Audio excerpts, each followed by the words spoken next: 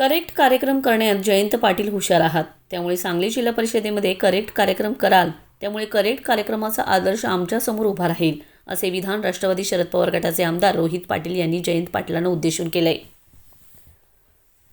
सांगली जिल्हा परिषदे निवडणुकीतील राष्ट्रवादी शरद पवार गटाच्या नूतन जिल्हा परिषद व पंचायत समिती सदस्यांचा सत्कार सोहळा सांगलीमध्ये पार पडलाय. यावेळी ते बोलत होते. या कार्यक्रमात आमदार रोहित पाटलांनी जयंत पाटलांचं कौतुक करत जिल्हा परिषदेमध्ये सत्ता आपलीच येईल हे भविष्य सांगण्यासाठी कोणा ज्योतिषाची गरज नसल्याचं सांगत जयंत पाटलांच्या बाबतीत असणाऱ्या करेक्ट कार्यक्रमाची प्रचिती वेळोवेळी आली ती पुन्हा सांगली जिल्हा परिषदेच्या सत्ता स्थापनावरून यावी अशी भावना देखील रोहित पाटलांनी जयंत पाटलांसमोर व्यक्त केले. गेली 10 वर्ष आपल्या नेतृत्वामध्ये मतदारसंघामध्ये लढा देत असताना प्रत्येक संघर्षाला सामोरं जाण्याची तयारी आमच्या सर्वांची होती. किंबहुना अनेक वेळेला त्रास झाला, पण तुमच्यासारख्या खंड्या आणि खंबीर नेतृत्वाची साथ आम्हाला सर्वांना होते.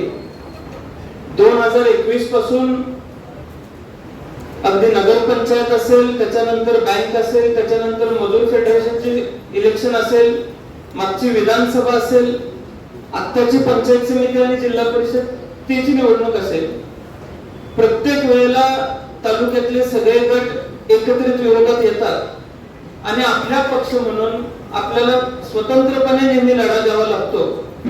आपल्या सल्ल्यानुसार नेहमी ज्यावेळेस प्रत्येक वेळेला आपण काही सल्लामसलत करण्याच्या दृष्टिकोनातून चर्चा करतो, आपल्याशी चर्चा करत असताना नकारात्मक भूमिका, पण आपल्यापेक्षा कमी जागा देऊन समोरून सकारात्मक भूमिका देऊन नेहमी आपल्याला पक्ष म्हणून ताकदीनं लढावं लागतं, सगळ्यांच्या विरोधात एकत्र लढावं लागतं.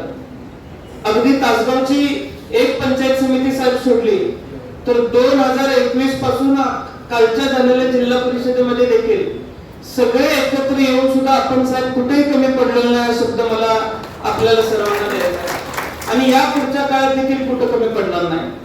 साहेब, लोकाभिमुख काम करण्याची भूमिका आतापर्यंत आमच्या सर्वांची होती, या पुढच्या काळात ते अधिकची राहील.